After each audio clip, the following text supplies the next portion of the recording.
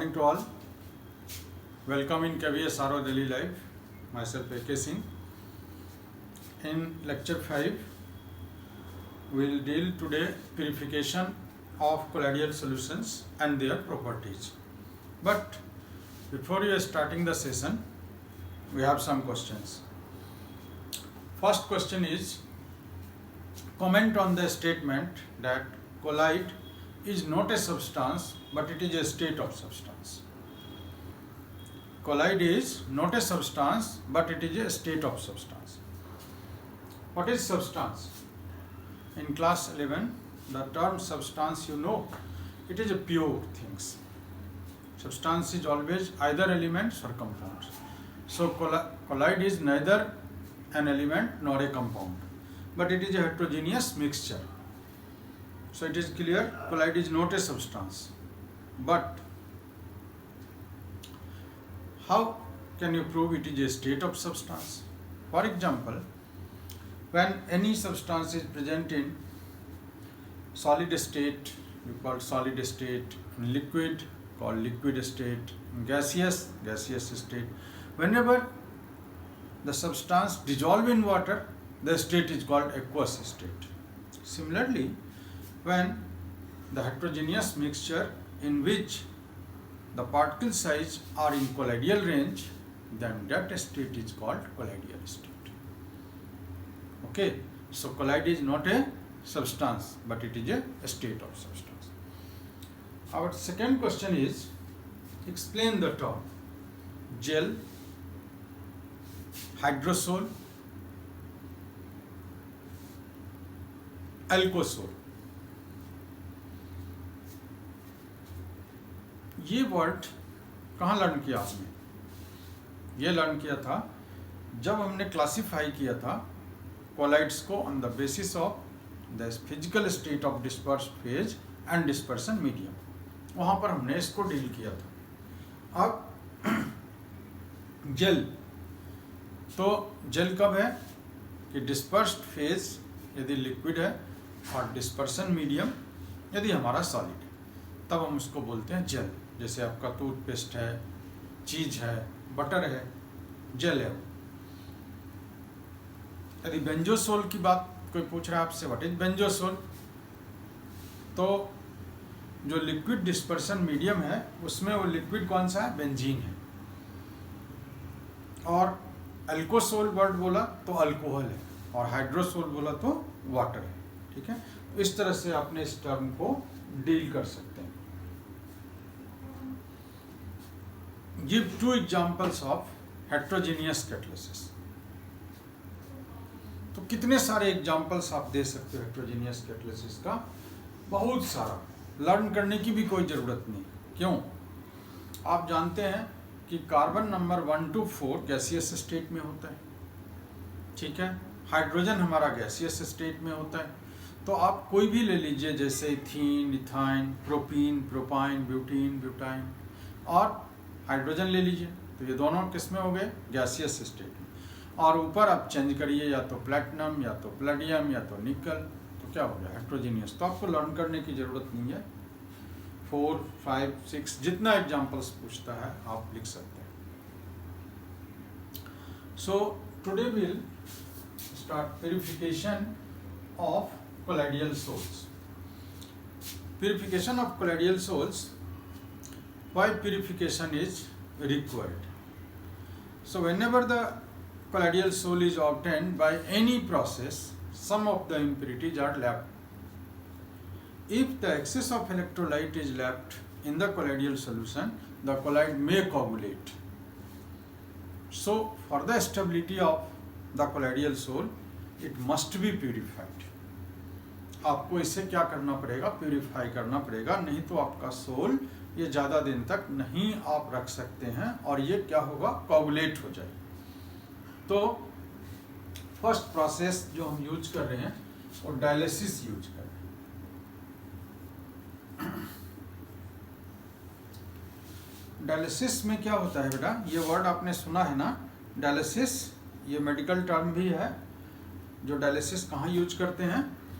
is the purification of blood with the help of artificial kidney machine जो लगा देते हैं, और ब्लड, तो ये क्या करता है कि जो यूरिया है या इलेक्ट्रोलाइट्स मटेरियल है उसको तो अलाउ करता है, लेकिन जो हमारा हीमोग्लोबिन है, जो कोलाइडियल पार्टिकल्स हैं, उसको अलाउ नहीं करता है। तो ठीक इसी तरह से यहाँ पर क्या करते हैं हम कि जैसे आपका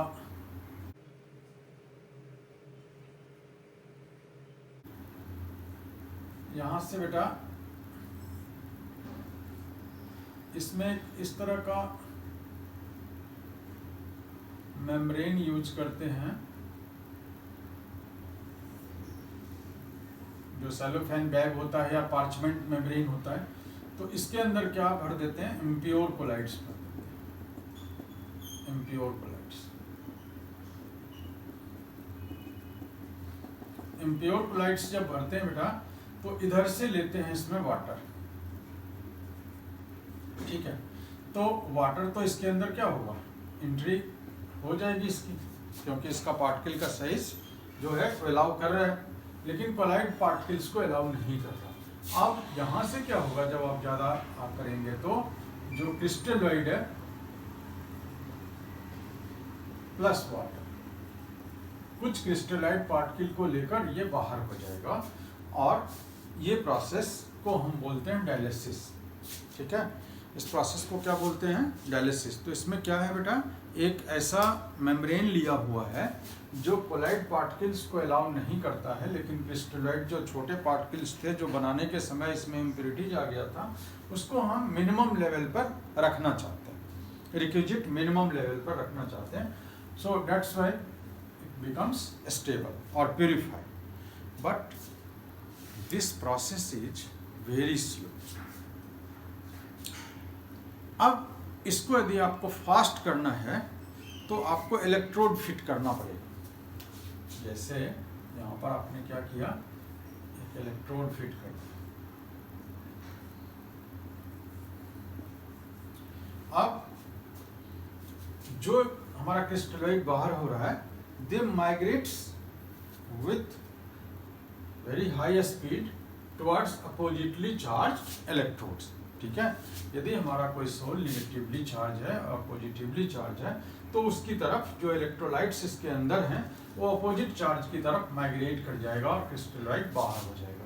तो जब इस प्रोसेस को स्पीड अप करते हैं with the help of electrodes और electric current, then it is named as electrodialysis. तब इनका नाम क्या हो जाता है बेटा, इलेक्ट्रोडायलिसिस। तो डायलिसिस और इलेक्ट्रोडायलिसिस में क्या अंतर आपको लगा कि जब आप इलेक्ट्रिक करंट यूज करते हैं, जब आप इलेक्ट्रोड का हेल्प लेते हैं और उसके स्पीड को फास्टर करते हैं, तो हम उसको बोलते हैं इलेक्ट्रोडायलिसिस, ठीक है।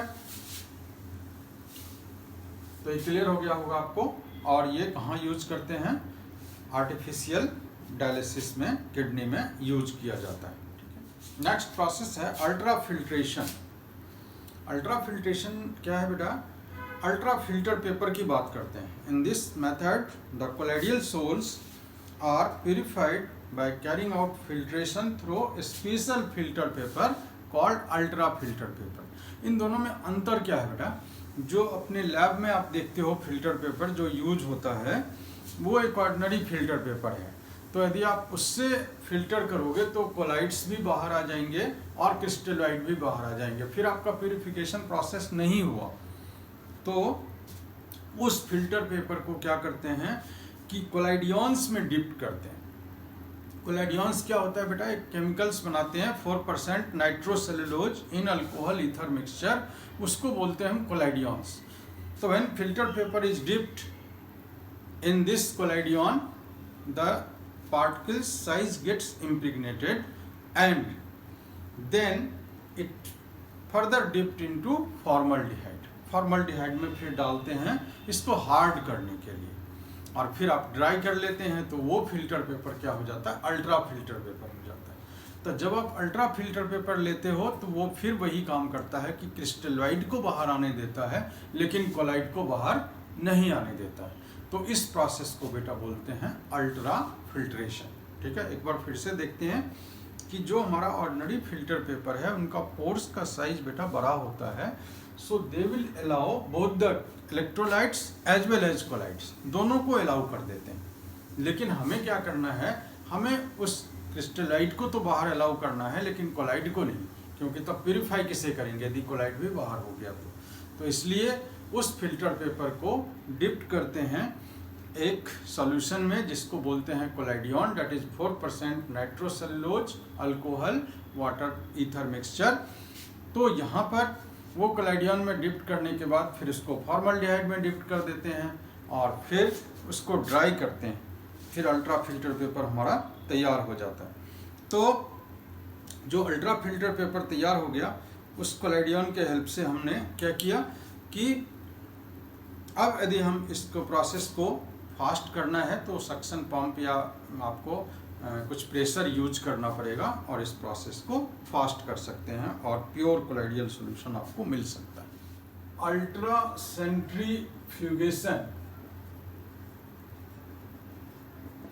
Ultra centrifugation, in this method the colloidal sole is taken in a tube which is placed in an ultra centrifuge.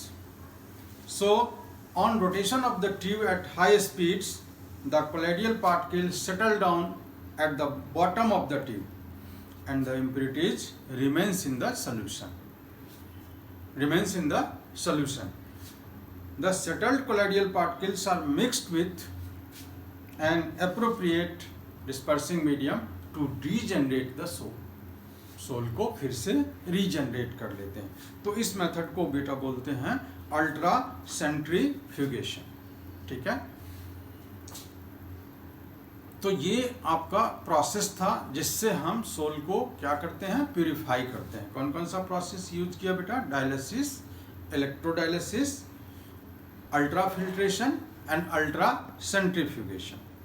Next चलते हैं बेटा, colloidal properties of colloidal sol. Properties of colloidal soul.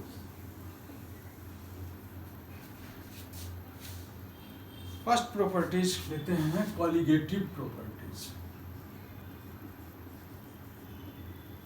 नाम कुछ सुना सा लग रहा है आपको, कॉलिगेटिव प्रॉपर्टीज। कहाँ पढ़ा था कॉलिगेटिव प्रॉपर्टीज, रिकॉल करिए बेटे, कहाँ पढ़े थे कॉलिगेटिव प्रॉपर्टीज? हमने सॉल्यूशन में पढ़ा था। ठीक है, colligative properties are those which depends upon the number of moles of solute but do not depend upon nature of the solute. ये नेचर ऑफ द सॉल्यूट पर डिपेंड नहीं कर रहा। कितना कॉलिगेटिव प्रॉपर्टी था हमारे पास, relative loading of vapor pressure, elevation in boiling point, depression in freezing point or osmotic pressure. So these are the colligative property. But however, due to the high average molecular mass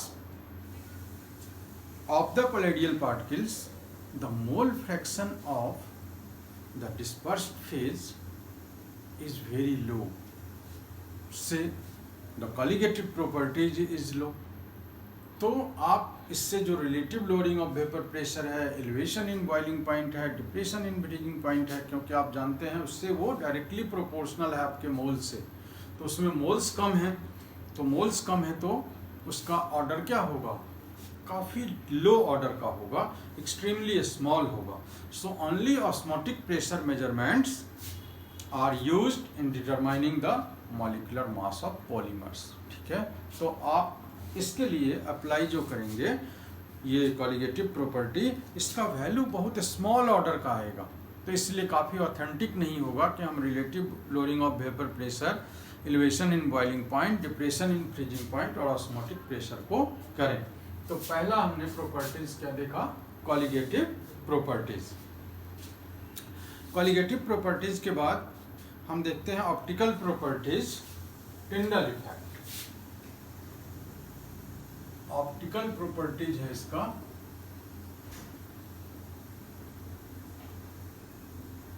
Tyndall effect.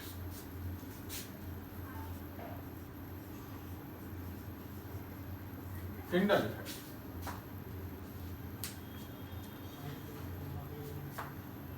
The scientist Tyndall observed that if a beam of light is passed through a colloidal soul placed in a dark room or dark place, the path of beam gets illuminated. The path of the beam gets illuminated. This phenomena is called Tyndall effect. ये Tyndall effect कहाँ कहाँ observe करते हैं बेटा?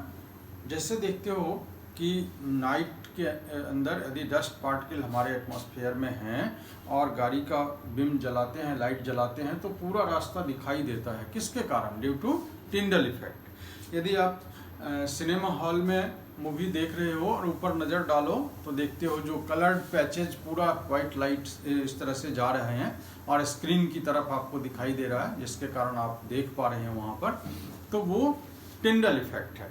ठीक है. या घने जंगल में आप सुबह सुबह का सनलाइट आ रहा है, एकदम लगता है कि एक बिम, एक टॉर्च का जैसे बिम है उस तरह का लाइट आ रहा है, उसको हम बोलते हैं बेटा टिंडल इफेक्ट. तो टिंडल इफेक्ट के लिए कुछ कंडीशंस हैं कि कब टिंडल इफेक्ट होगा. So the diameter of the dispersed particle is not much smaller than the wavelength of the light used. पहला कंडीशन है कि आपका जो डिस्पर्स पार्टिकल का डायमीटर है वो बहुत छोटा नहीं होना चाहिए. यदि छोटा होगा तो स्कैटरिंग नहीं होगी. दूसरा कंडीशन बेटा, the refractive indices of dispersed phase and the dispersion medium differ greatly in magnitude. तो इसका मतलब कि ट्रू सॉल्यूशंस जो हमारा है वो टिंडल इफेक्ट नहीं शो करेगा. तो इसलिए एक मेथड हो गया, एक टूल्स हो गया आपको कि the given solution is colloidal solution और true solution. So we can check with Tyndall effect. आप टिंडल इफेक्ट से चेक कर पाएंगे. क्यों? Because true solutions do not exhibit Tyndall effect because the particles in them are too small in size and do not cause any scattering. तो वहाँ पर कोई भी स्कैटरिंग आपको नहीं हो रहा है, इसलिए ट्रू सॉल्यूशंस कभी भी टिंडल इफेक्ट नहीं दिखाएगा. नेक्स्ट प्रॉपर्टी चलते हैं, colour properties.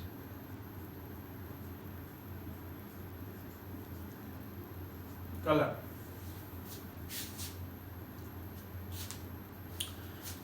The color of the colloidal solutions depends upon the wavelength of the light scattered by the dispersed particle. Depends upon the wavelength of the light scattered by the dispersed particle, and the wavelength of the light further depends on the size and nature of the particles, and the color of the sole colloidal solution also change with the manner in which the observer receives the light. तो देखिए पहला किसके ऊपर depend कर गया?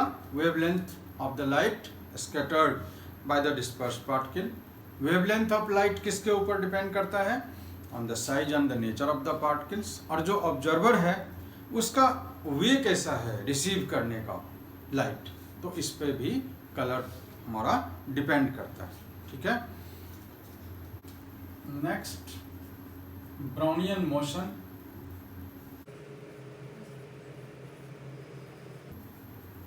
या Brownian movements.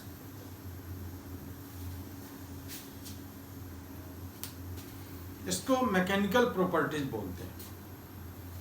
Optical properties नहीं है ये, मैकेनिकल प्रॉपर्टीज.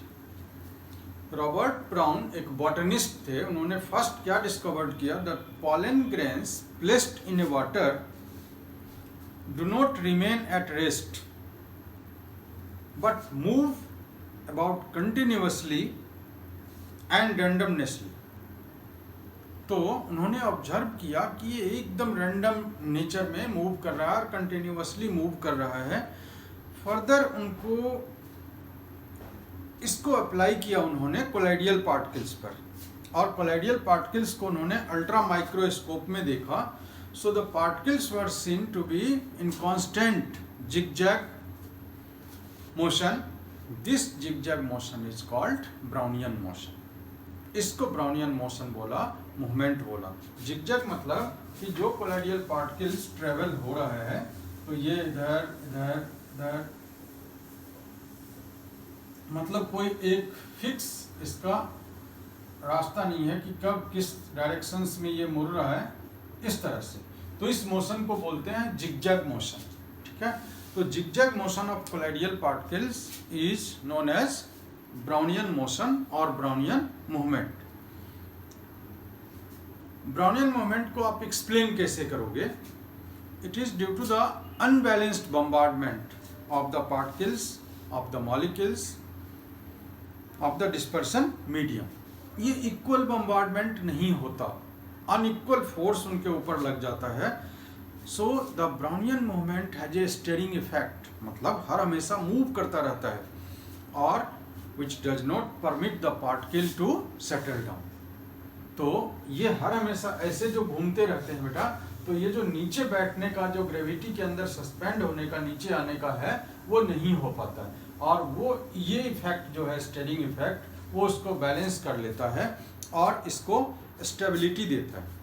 तो but this motion is independent of nature of the colloids, but depends on the size of the particles and viscosity of the solution. यदि धीरे धीरे बेटा साइज पार्टिकल्स का बड़ा हो गया, सस्पेंशन साइज का आ गया, तो ब्राउनियन मूवमेंट सीज हो जाएगा, ब्राउनियन मोशन नहीं हो पाएगा। तो ब्राउनियन मोशन के लिए कोलाइडियल रेंज ही होना जरूरी है। And this Brownian movement also provides the stability of the soul.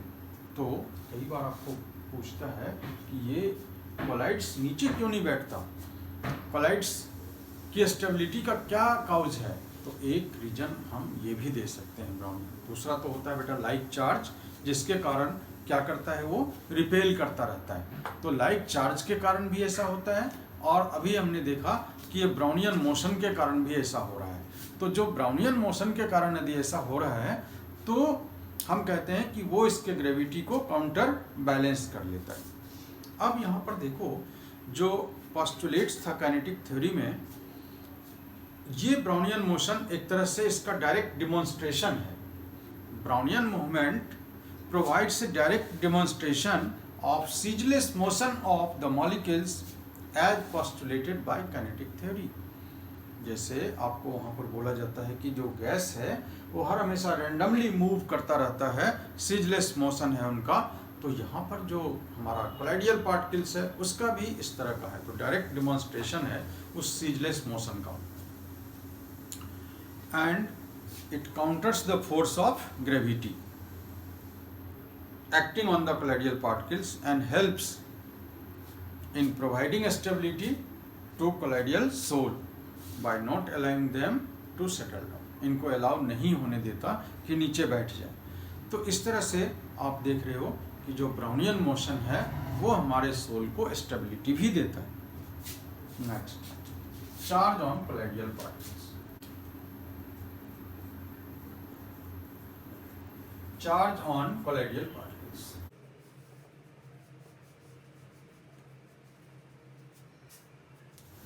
आप जानते हैं colloidal particles always carry charge, either positive और नेगेटिव।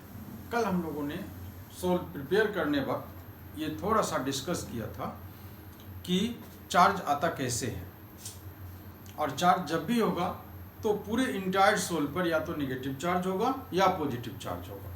ठीक है, तो जैसे पॉजिटिवली चार्ज सोल जो होते हैं हाइड्रेटेड मेटालिक ऑक्साइड, ये नेसेसरी नहीं है कि हर हमेशा पॉजिटिव ही होगा, लेकिन ज़्यादातर केसेस में बेटा हाइड्रेटेड मेटालिक ऑक्साइड जैसे एल्युमिनियम ऑक्साइड है, CrO3 है, आयरन ऑक्साइड है, ये सारे सोल पॉजिटिवली चार्ज होते हैं।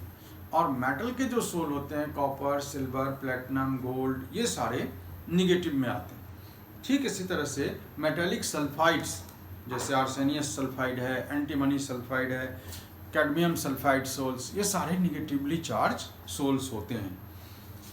तो इसका रीजन क्या है? यदि हम बात करें कि रीजन क्या है, तो दो रीजन निकल कर आ रहा है। एक, ड्यूरिंग इलेक्ट्रोडिस्पर्सन जो ब्रेडिक शार्प मेथड में आपने बनाया था, उसके कारण क्या हो रहा है कि इलेक्ट्रॉन कैप्चर हो गया है कोलाइड्स के ऊपर, इसीलिए मेटल का सोल निगेटिवली चार्ज हो गया। क्या बताया था मैंने आपको कि जब दो इलेक्ट्रोड स्ट्रक करता है तो इमेंस हीट प्रोड्यूस्ड होता है, वो may be equivalent to ionisation enthalpy and even more. So some electrons get ejected and adsorbed on the surface of the colloids, hence metal soles are generally negatively charged. And second, due to the preferential adsorption of ions from solution or due to the formulation of electrical double layer, इसके कारण भी हमारा charge आता है। तो जो सबसे ज़्यादा प्रेफरेंशियल एडजॉर्प्शन ऑफ आयन है is the most accepted reason. इसको सभी लोग, सारे साइंटिस्ट इसको एक्सेप्ट करते हैं। और ये कॉमन आयन कैसे, एक एग्जांपल से आपको बताते हैं कि चार्ज कैसे इसके ऊपर कॉमन आयन या पॉजिटिव या निगेटिव, सेम सोल पॉजिटिव भी हो सकता है और निगेटिव भी हो सकता है। जैसे देखिए इस टेस्ट ट्यूब में एक्सेस ऑफ Ki रखा हुआ है और यहाँ से आपने थोड़ा सा अमाउंट में क्या किया है कि AgNO3 डाला,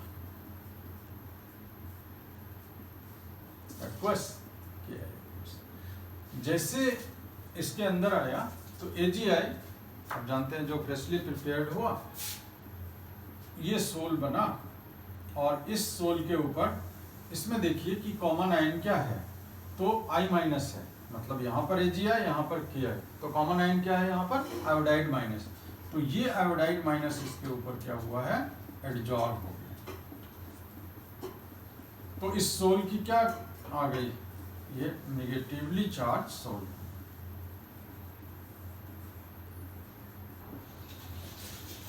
यदि यहीं पर आप इसमें क्या करते हैं आप कि एक्सेस ऑफ AgNO3 लेते हैं और स्मॉल अमाउंट में आप यहाँ पर Ki एक्वस रखते हैं, तो यहाँ जो सोल इमीडिएट बना AgI, अब इसमें कॉमन देखिए क्या है, Ag और NO3, तो Ag कॉमन है तो यहाँ पर क्या एडजॉर्ब हो जाएगा, Ag प्लस।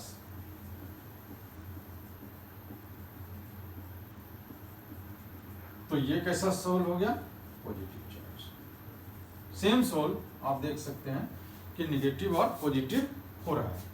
तो कल हम लोगों ने सीखा था बेटा, याद करो कि FeOH होल था, इसमें यदि FeCl3 डाला था इलेक्ट्रोलाइट तो पॉजिटिवली चार्ज सोल हो गया था, लेकिन यदि आपने NaOH डाला था तो निगेटिवली चार्ज सोल हो गया था। इसीलिए इसको बोलते हैं it is the most accepted reason for the acquiring the charge on the colloidal particles. तो यहाँ पर आपको इस तरह का कोई क्वेश्चंस बनाएंगे और यहाँ पर A+ B- करेंगे, यहाँ पर मान लो एक कॉमन आयन रख करके, तो यहाँ पर आप चार्ज देख लेना किससे पकड़ोगे आप, कॉमन आयन से पकड़ना है आप, कि जो काउंटर आयन कॉमन होगा वो इसको इसके ऊपर आएगा। ठीक है, तो इस तरह से आप देख रहे हैं कि चार्ज आने का हमारा ये रीजन होता है। अब जब भी एक्वायर करता है पॉजिटिव चार्ज और नेगेटिव चार्ज, तो इसका बेटा जो काउंटर आयन है क्या वो मीडियम में ऐसे ही रहेगा, नहीं। जो काउंटर आयन है वो चाहता है कि एक डबल लेयर बनाए। जैसे फॉर एग्जांपल इस केस में देखो कि यहाँ पर क्या हो रहा है आपके पास कि I- है और कहाँ से I- लिया है आपने, एक्सेस ऑफ Ki था, तो इसके ऊपर जो चार्ज आएगा ये काउंटर आयन। आप जानते हो ये एक फर्मली हेल्ड है तो इसको स्टैटिक लेयर कहते हैं। जो I- है बेटा ये स्टैटिक लेयर है, और ये जो काउंटर आयन बाद में आ रहा है ये डिफ्यूज्ड लेयर है। तो क्या एक इलेक्ट्रिकल डबल लेयर दिखाई दे रहा है आपको, इलेक्ट्रिकल डबल लेयर। तो इस इलेक्ट्रिकल डबल लेयर को बोलते हैं Helmholtz electrical double layer. The combination of two layers of oppositely charged around the colloidal particles is called Helmholtz electrical double layer. According to the modern views, the first layer ions is firmly held and the second layer is diffused over the first layer. इसके ऊपर ये diffused है. So the potential difference between these two, static layer and diffused layer, is called electrokinetic potential. Electrokinetic potential और zeta potential. इसका बेटा दूसरा नाम क्या है? Zeta potential.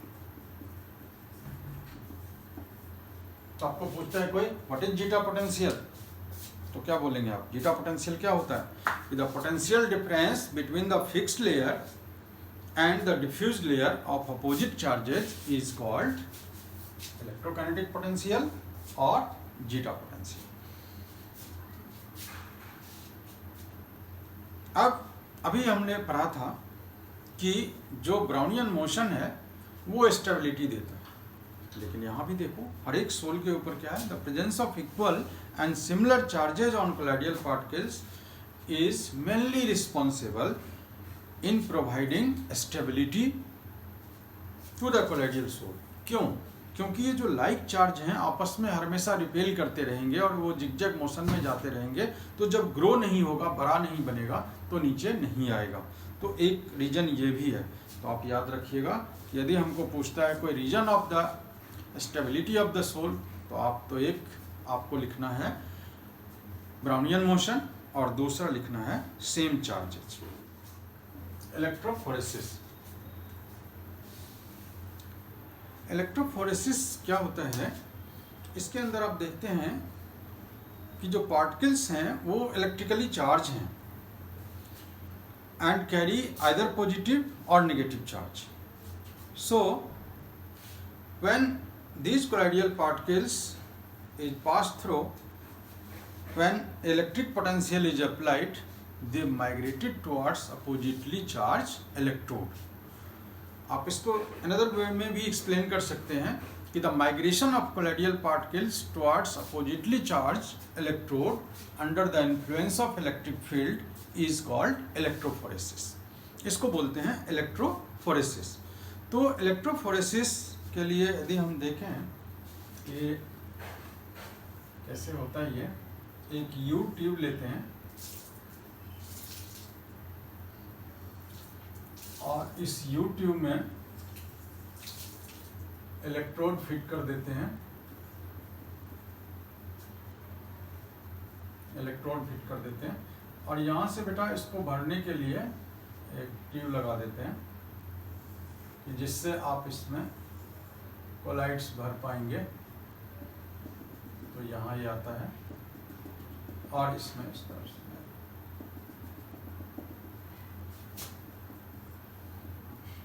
ये इलेक्ट्रिक फील्ड में डाला आपने. जैसे हमने लिया आर्सेनियस सल्फाइड सोल, ये सोल निगेटिवली चार्ज है, तो आप देखोगे कि ये धीरे धीरे यहाँ पर एक्यूमुलेट हो जाएगा. पूरा इनका डायरेक्शन इस तरफ हो जाएगा और एक्यूमुलेशन हो जाएगा. तो इसको बोलते हैं हम electrophoresis. So the movement of colloidal particles under N applied electric potential is called electrophoresis. So positively charged particle moves towards negatively charged electrode and negatively soles moves towards positively charged electrode. और इससे कोagulation कराने में help मिलता है. और इससे जानते हो ये जो सीवेज डिस्पोजल वगैरह होता है, ये जब नाले में आप देखते हो कि दिल्ली के अंदर जो पानी जैसे फ्लो हो रहा है वो चार्ज हो जाते हैं. वो नीचे यदि आप उसको इलेक्ट्रोफोरेसिस नहीं कराओगे तो सेटल डाउन नहीं होता. तो एक प्रोसेस वो भी है जो हम रिसाइकल करते हैं वाटर का, तो उसमें एक प्रोसेस ये भी है इलेक्ट्रोफोरेसिस. अब इलेक्ट्रोफोरेसिस में देखो कि when the movement of particles is prevented by some suitable means, यदि आपने उसको डिस्पर्स्ड जो फेज है उसको मूव नहीं होने दिया, so it is observe that the dispersion medium begins to move in electric field. This phenomena is known as electroosmosis. इसको बोलते हैं बेटा इलेक्ट्रोऑस्मोसिस. क्या बोला कि इलेक्ट्रोफोरेसिस जो प्रोसेस है that is movement of particles, यदि आप प्रिवेंट कर देते हैं कुछ सुटेबल मीन्स से, तो dispersion medium begins to move in electric field and this process is called electroosmosis. तो ये हमारा इलेक्ट्रोफोरेसिस. नेक्स्ट चलते हैं हम लोग coagulation. Coagulation, the process of settling of colloidal particles is called coagulation और प्रेसिपिटेशन ऑफ द सोल. मतलब जो आपका सोल बना है उस सोल के स्टेबिलिटी को ख़त्म करना है. कैसे ख़त्म करेंगे? जो इसके ऊपर चार्ज है उस चार्ज को रिमूव करने का प्रयास करेंगे. निगेटिव चार्ज है या पॉजिटिव चार्ज है जिसके कारण बेटा वो इंटरेक्ट नहीं हो पा रहा है ना, वो लाइक चार्ज रिपेल कर जाते हैं. तो stability of the lyophilic sol is due to the presence of charge on colloidal particles.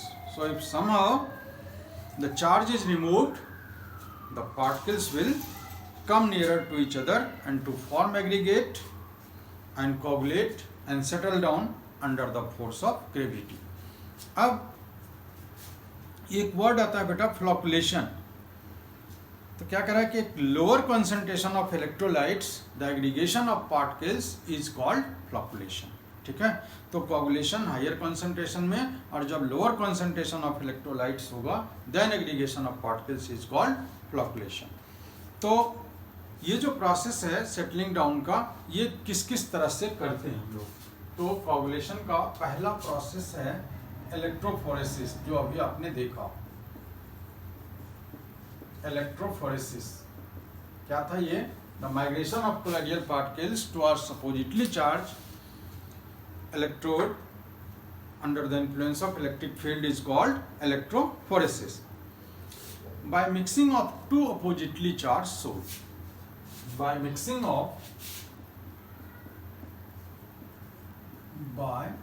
mixing of two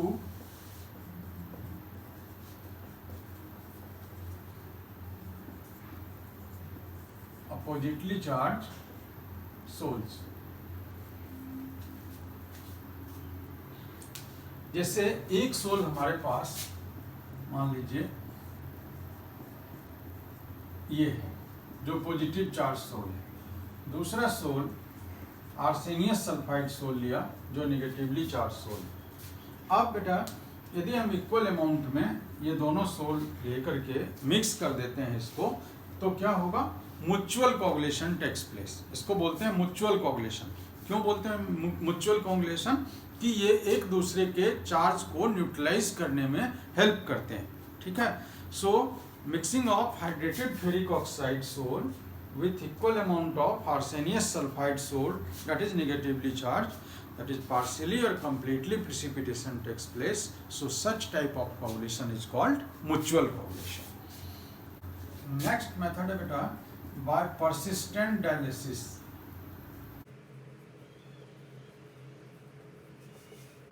persistent dialysis मैंने शुरू में आपको एक चीज़ डिस्कस किया था, यदि आपने ध्यान दिया हो, कि थोड़ा सा रिक्विजिट मिनिमम अमाउंट में हमको इलेक्ट्रोलाइट चाहिए इसको स्टेबिलिटी करने के लिए, स्टेबलाइज रखने के लिए. लेकिन आप बहुत प्रोलॉन्ग डायलिसिस कर लेंगे, बहुत लंबे देर तक कर लेंगे, तो जो ट्रेसेस ऑफ इलेक्ट्रोलाइट है जो स्टेबिलिटी के लिए रिक्वायर्ड है मिनिमम अमाउंट, वो भी निकल जाएगा, तो कोगुलेशन हो जाएगा. तो इसको बोलते हैं परसिस्टेंट डायलिसिस.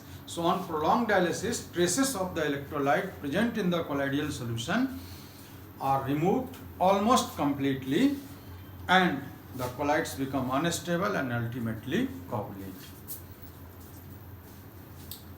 और जो सबसे इम्पोर्टेंट है वो है by addition of electrolytes.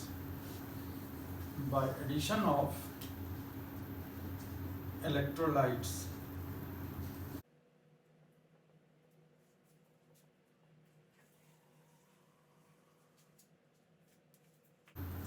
when excess of an electrolyte is added, the colloidal particles are precipitated.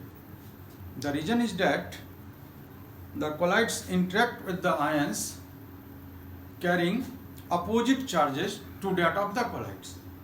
For example, यदि हमारे पास फेरिक हाइड्रोक्साइड सोल है जो पॉजिटिवली चार्ज सोल है, और हमने लिया इलेक्ट्रोलाइट NaCl, तो इसके ऊपर प्लस है, इसके ऊपर माइनस है, तो किसको इंटरेक्ट करेगा? ये Cl माइनस को इंटरेक्ट करेगा. और अपने आप को न्यूट्रलाइज करने में इससे हेल्प लेगा, ठीक है। तो ये इसको हेल्प कर रहा है। ठीक इसी तरह से यदि हमारा सोल आर्सेनियस सल्फाइड सोल होता जो नेगेटिव चार्ज सोल है, तो ये किससे इंटरेक्ट होता, सोडियम प्लस से। तो ये बोल रहा है क्या हमारा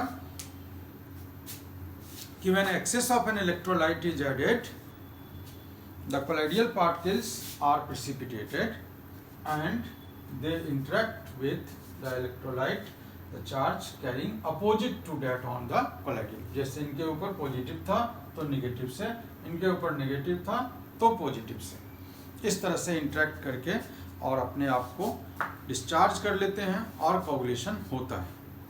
अब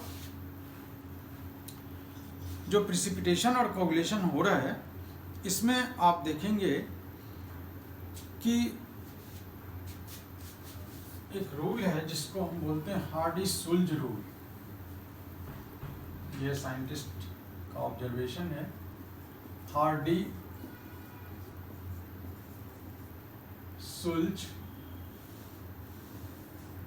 रूल। रूल 1 क्या कह रहा है कि the ions carrying charge opposite to the sol particles are effective in coagulation of the sol. Effective कौन होगा, जिनके ऊपर अपोजिट चार्ज होगा।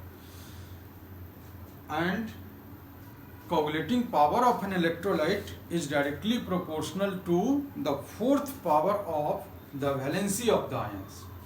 मीन्स उनके ऊपर चार्ज क्या है, तो एक तो क्या हो गया हमारा कि अपोजिटली चार्ज्ड,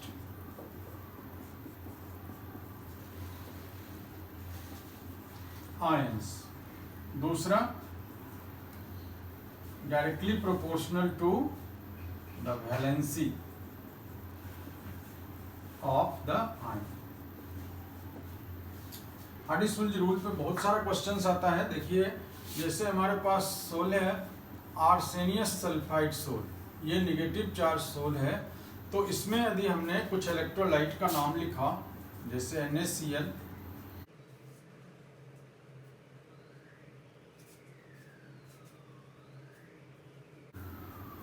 MgCl2, AlCl3, तो आप देखिए इसके ऊपर चार्ज कितना है, +1, इसके ऊपर 2+, इसके ऊपर 3+। तो कौन ज़्यादा इफेक्टिव होगा, सबसे ज़्यादा हमारा सेम कंसंट्रेशन रहे तो। कंसंट्रेशन पर भी डिपेंड करता है, तो इस बार कई बार इसमें कंसंट्रेशन चेंज करके आपको दे देंगे, तो आपको चार्ज और प्लस कंसंट्रेशन से मल्टीप्लाई करना है, जिसमें ज़्यादा ये बनेगा वो इसका पावर होगा। तो यहाँ पर Na+, Mg2+, Al3, तो इसकी सबसे ज़्यादा कोगुलेटिंग पावर होगी। ठीक इसी तरह से यदि हमने लिया आयरन हाइड्रोक्साइड सोल, ये पॉजिटिव चार्ज होता है, तो जैसे देखिए यहाँ पर NaCl, MgSO4, Na3PO4, K4 efficiency. तो देखिए यहाँ पर चार्ज कितना है, -1, यहाँ पर कितना है 2-, यहाँ पर कितना है 3-, यहाँ पर कितना है 4-। तो सबसे ज़्यादा इफेक्टिव कौन होगा, ये। तो ये हार्डी-सुल्ज रूल होता है। तो तब भी आपको अरेंज करना आना चाहिए कि निगेटिव है तो हम पॉजिटिव वाले से देखेंगे, यदि हमारा पॉजिटिव है तो हम निगेटिव से चेक करेंगे। तो Cl-, SO4 2-, PO4 3-, Fe6 4-। तो इस तरह से हम लोग इसके चार्ज को देखते हैं, और ये होता है हार्डी-सुल्ज रूल हमारा, ठीक है। अब इसमें जो कोगुलेशन वैल्यू है ये क्या होगा, the minimum concentration of an electrolyte in millimoles per litre required to cause precipitation of a sol in 2 hours is called coagulation value, coagulating value. The smaller the quantity needed, the higher will be the coagulating power. इसका मतलब कि आपका जैसे ये लेंगे तो ये बहुत स्मॉल क्वांटिटी में नीड होगा, क्योंकि अकेला 4 times इससे ज़्यादा है। तो smaller is the quantity needed, higher is the coagulating power. इस तरह से हम लोग इस केस में आप देख सकते हैं तो आज हमने बेटा क्या सीखा है, purification and properties of colloidal sol. Purification का मेथड क्या था हमारे पास, कौन कौन से मेथड से आपने किया, dialysis, electrodialysis, ultra filtration and ultra centrifugation. और हमने प्रॉपर्टीज में कोलाइड की क्या क्या प्रॉपर्टीज देखी। सबसे पहले हमने देखा कॉलिगेटिव प्रॉपर्टीज। कॉलिगेटिव प्रॉपर्टी में हमने देखा कि इसका जो मोल फ्रैक्शन है डिस्पर्स फेज का, ये काफ़ी कम है, इसलिए बहुत स्मॉल ऑर्डर का आता है, इसलिए सिर्फ ऑस्मोटिक प्रेशर मेथड को यूज करते हैं और किसी का कोई यूज नहीं हो पाता। ऑप्टिकल प्रॉपर्टीज में हमने देखा टिंडल इफेक्ट। टिंडल इफेक्ट क्या था कि जो स्कैटरिंग ऑफ लाइट होता है कोलाइडियल पार्टिकल्स से, इसके कारण जो बीम ऑफ कह सकते हैं path of the beam gets illuminated. और मैकेनिकल प्रॉपर्टीज में हमने देखा था Brownian motion, the zigzag motion of colloidal particles, इसको बोलते हैं ब्राउनियन मोशन, और it is the one of the reason of the stability of the sol. Sol को स्टेबलाइज करने के लिए इसको हम हेल्प करते हैं, तो ब्राउनियन मोशन। फिर हमने इलेक्ट्रिकल प्रॉपर्टीज में देखा था electrophoresis, the migration of colloidal particles towards oppositely charge electrode under the influence of electric field is called electrophoresis. इसके बाद हमने देखा कोगुलेशन ऑफ कोलाइड्स। कोलाइड्स को कैसे कोगुलेट करते हैं कि कोगुलेट करने के लिए उनके ऊपर जो चार्ज होता है उनको रिमूव करने की ज़रूरत होती है, तो हम उसको कोगुलेट कर लेते हैं। लेकिन लो कंसंट्रेशन पर इलेक्ट्रोलाइट होता है तो वर्ड बोलते हैं बेटा फ्लोकुलेशन, इसको याद रखना है। तो इसमें किस किस मेथड से यूज किया था, जैसे इलेक्ट्रोफोरेसिस से हुआ, म्यूचुअल कोगुलेशन से हुआ कि दो इक्वल अमाउंट का सोल मिला दिया और म्यूचुअल कोगुलेशन कर लिया, इस तरह से। फिर हमने देखा by addition of electrolyte, by persistent dialysis, और इसमें हमने देखा हार्डी-सुल्ज रूल। हम लोग कल के क्लास में, नेक्स्ट क्लास में देखेंगे इमल्सन्स एंड एप्लीकेशंस ऑफ कोलाइड्स। और बच्चे आप असाइनमेंट करते रहिए, डिस्क्रिप्शन बॉक्स में असाइनमेंट है, और कल के क्वेश्चन के लिए भी रेडी रहना है आपको। Thank you.